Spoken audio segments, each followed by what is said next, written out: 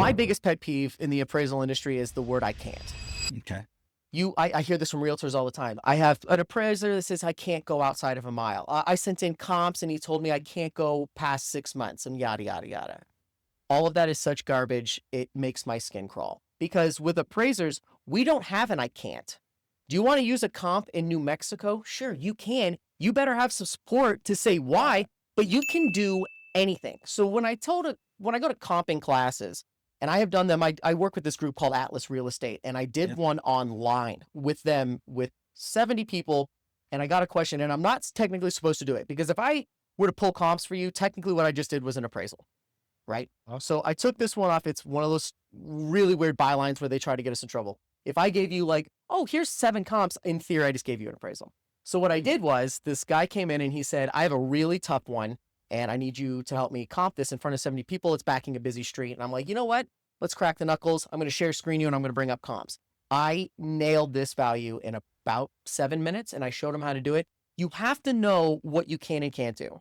And most realtors have no idea because they're told that you can't go past 6 months. You can't go past a mile. You can't go over an acre. You can't go under an acre. Can't cross a busy street. Thank you. Yeah. That's literally my number 2 pet peeve. My number 1 is price per square foot. That needs to go away. And I have done classes and classes and posts and posts. So we're going to skip by that because price per square foot is idiotic. What you just said is a huge one.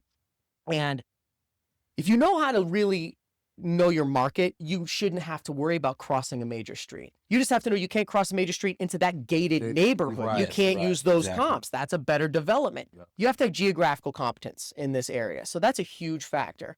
So as long as the realtor knows geographical competence, the appraiser kind of has to abide by that because I'm going to tell you another thing that appraisers always say is that they're the experts on your area.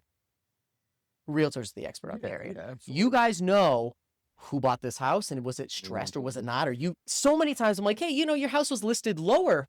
How come? And it'll be like, it's because the plumbing is gone. It's because they refuse or you guys know more than what we know. So I hate that statement because it's so not true. The realtors are the ones that we should be using you guys as a tool. And that's why I spend a lot of time calling and figuring out. Usually my text threads are just, hey, I got a question. And realtors are always up to answering it. They always want to talk about this. It helps them.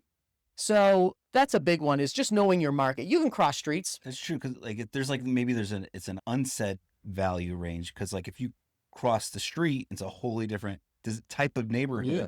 It's less desirable. Absolutely. You're going to see that in the value ultimately, right? Oh my Your God. agent's going to know that. There are some secret areas. There are secrets. Central Phoenix. If you go just past Peoria, totally different market.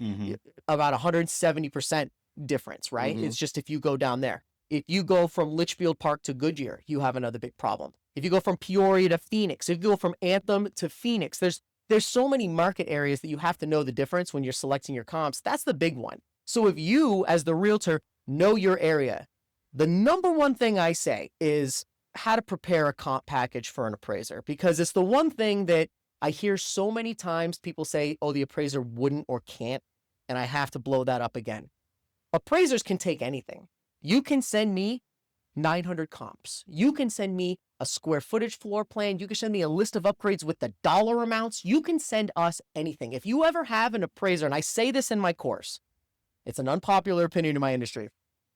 If you get a phone call as a realtor from an appraiser saying, I want to schedule this inspection, because that's usually the first engagement, is from me reaching out to you to schedule.